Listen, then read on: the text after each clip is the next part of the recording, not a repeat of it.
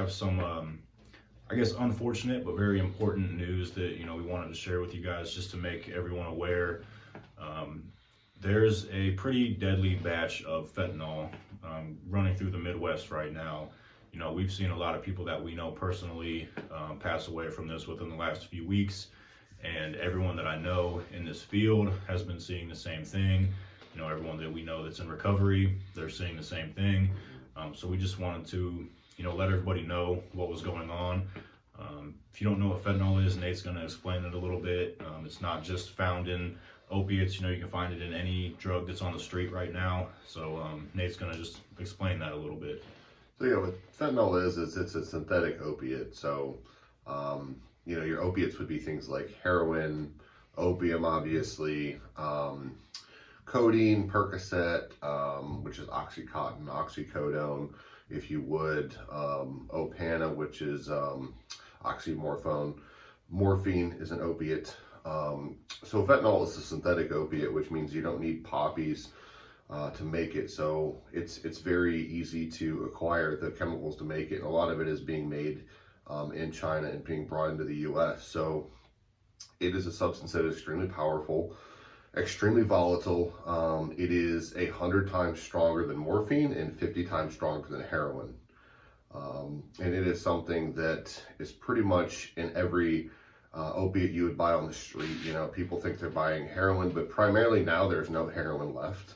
It's pretty much all fentanyl, and even if there is some heroin, likely there's fentanyl in it. Also, the pills people are buying on the street, especially in this area, we're in the Indiana, Ohio, and Michigan area here, but throughout the Midwest and a lot of other places in the country, they're selling fake prescription pills on the street that are called Perk 30s, and they're a little round pill. Sometimes they're green, they're blue, they're white. It really depends. There's usually an M on one side, sometimes a 30 on the other, or nothing on the other side, but there's usually an M. They call them M30s, Perk 30s, Roxy 30s, whatever it might be, right? Xanax also. There's pressing a lot of fake Xanax pills. And so when we say pressing, a lot of people are buying like pill presses, and then they order all this fentanyl from China or Mexico or wherever they're getting it from. And then they're in their basement just pressing these pills, selling them to people who have no idea what they actually are. The people that are making them don't know how much fentanyl they're putting in them, so you never know how strong it is. These guys aren't chemists, they're not scientists, they don't know what they're doing. All they know is that it's putting money in their pocket, and what we know is that it's killing a lot of the people that mess with it. Yeah, it absolutely is, and like Tommy said, these guys are just throwing these things together. They have no idea what they're doing. So with the fentanyl on the street, it's making its way into pretty much a lot of different drugs, not just opiates that would be traditionally you would expect it to be in. So it's in things like cocaine sometimes. We've seen marijuana that's laced with fentanyl, MDMA, methamphetamine, ecstasy, it's in meth. And one of the things that's big with the kids right now that's making a comeback is Molly, which is also, it's MDMA. It's basically ecstasy. Yeah. Comes in powder form. You eat it, snort it, shoot it, whatever you want to do. But it's a big party drug, There's this misconception a lot of times that cocaine is safe and Molly is safe because, there wouldn't be any fentanyl in it. But the reality is they're mixing fentanyl in it with everything, whether it's intentional or unintentional. And the problem with these Perk 30s is these fake pills on the street and the fake Xanax. A lot of times, people that are getting them are children, people under the age of 18. It's being sold in high schools, as it traditionally had been at the beginning of the opioid crisis when everything was legitimately generally from a doctor. But things have evolved, and a lot of these kids are believing that they are getting these pills from people who have a prescription. And a lot of times by the time they figure out that it's fentanyl, it's too late because they're hooked on it now, right? I mean, once you cross that barrier into severe substance use disorder, also known as addiction, whatever you want to call it, it is very hard to think rationally. That part of your brain kind of shuts down.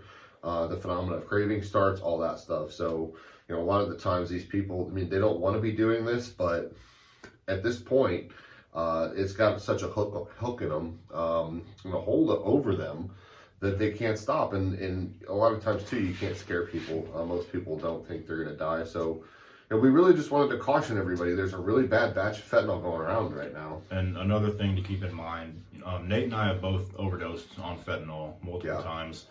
Narcan, Narcan works really well with heroin. With fentanyl, it's a little bit different, especially if it's carfentanil or norfentanil, which are even stronger than just regular fentanyl. Right. Also out there on the streets.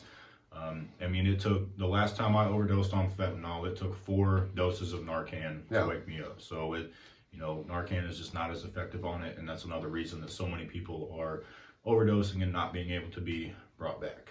Yeah, we've been going to a lot of funerals lately of people we know. Too many. So if you're somebody that's using fentanyl, please try to get help.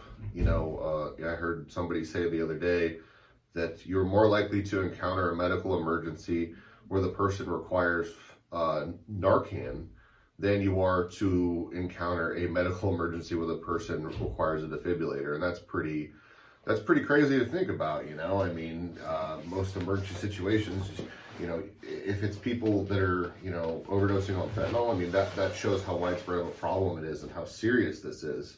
We're having, in this area, Allen County, there's probably about, I'd say about 350,000, 400,000 people, and we're having 3, 4, 5 overdoses a day. Not always fatal, but at least non-fatal. And the only reason people are surviving is because all the first responders are carrying packs of Narcan, literally packs of Narcan. Like Tommy was saying, we know people who they've had to be Narcan 5 or 6 times, 5 or 6 doses of Narcan in order to bring them back. So it's very serious. We just want everybody to, be aware of what's going on, what's on the street, and if you're a family member of somebody who's using drugs and alcohol, things are different than they used to be. People don't really have time to figure out that there's consequences for their actions, and they need to get help sooner rather than later, because they're not drug addicts anymore for 10, 15, 20 years. No, you don't make it that long anymore. No. Yeah, you won't see very many 30-year-old heroin addicts even. Who started young, and it's just everywhere. It's in the schools. I know a lot of people would say, well, it's not in my child's school. It is. Yeah, it is. So talk to your family about it, talk to your loved ones. And if you suspect they're using, or if they come to you and admit to it, reach out to somebody, reach out to Tommy or myself. We'll be happy to talk to them. We're always happy to help people resource map, whatever they need. I did a speaking engagement yesterday on Sunday with a group of people. It was a group of people who come together to support each other because they've lost their loved ones to overdoses or homicides. And there was a person there who came up to me afterwards and asked for help, and we were able to help that person resource map and hopefully get some resources if they decide to follow through with it. But at least we got the resources in their hand. We got them pointed in the right direction and hooked up with some people. So if you're struggling, or you know somebody who's struggling, we'd love to be able to do that for you. We want you to live. Yep. That's it. Yep. Nate and I always thought that it wouldn't happen to us, and it did. It did. So just something to keep in mind. We just wanted to make everyone aware of what's going on and the severity and reality of this situation. So thank you guys for watching. Please share this video, even if you don't think it pertains to you or anyone that you know. Just share this video, please, to get the word out there, because this is another one of those things that people don't want to talk about, and that's what Nate and I are here for, to talk about it, to bring it to light. So thank you guys for watching. Thanks. Bye.